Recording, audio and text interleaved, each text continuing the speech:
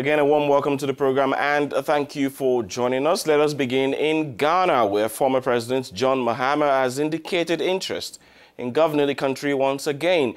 He announced this bid on Thursday to seek the nomination of the main opposition party and contest the 2020 election.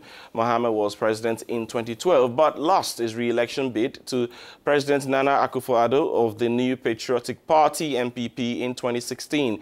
He is believed to have lost over a faltering economy and corruption allegations.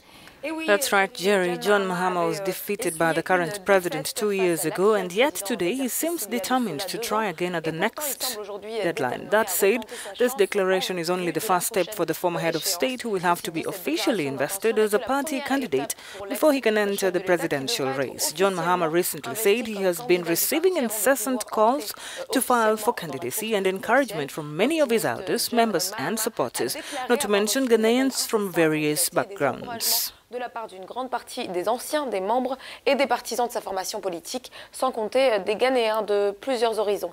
Take a look at this. I've taken into consideration the groundswell of support, the never-ending calls and encouragement from a large section of our party elders, members of our party, supporters and Ghanaians from diverse backgrounds. I have prayed diligently about the task ahead.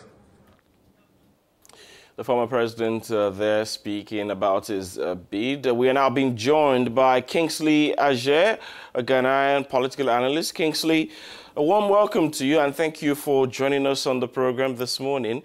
So first off, are you surprised by Mr. Mahama's announcement? And is there any reason to be surprised, by the way?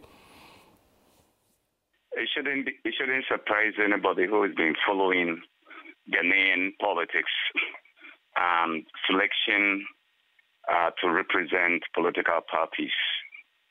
John Mahama has seen it all. He had been assemblyman, he had been MP, he had been minister, deputy minister for communication, he's been vice president, and was president until 2016. You know, between 2012 and 2016, he was president.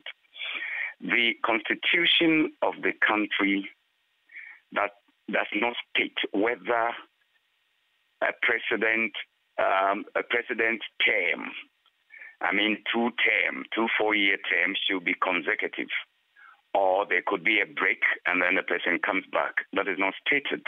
He went into the elections in 2012 and won. So his own 4-year term started in 2012 and ended in 2016. There were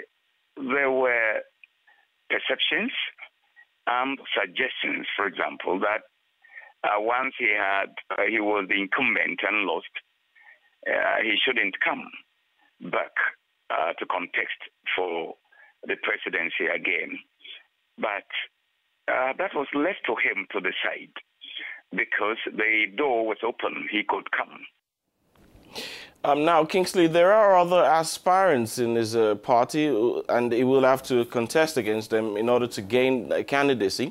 But then, looking at this critically, will Mahama be the best person for the National Democratic Congress (NDC) to present as candidate for elections in 2020? I can say yes, and there are some others who say because he lost massively to the current president, Nana Akufo-Addo, it means when he comes back, he may lose again. So they should present a new person. But I think that statement has some weaknesses. The reason I say that is that he did not lose, perhaps he did not perform, but he lost because perhaps the political culture since 1992 did not favor him in 2016. Why do I say so? Parties that come to power spent 8 years on the throne, I should say. So it is possible that,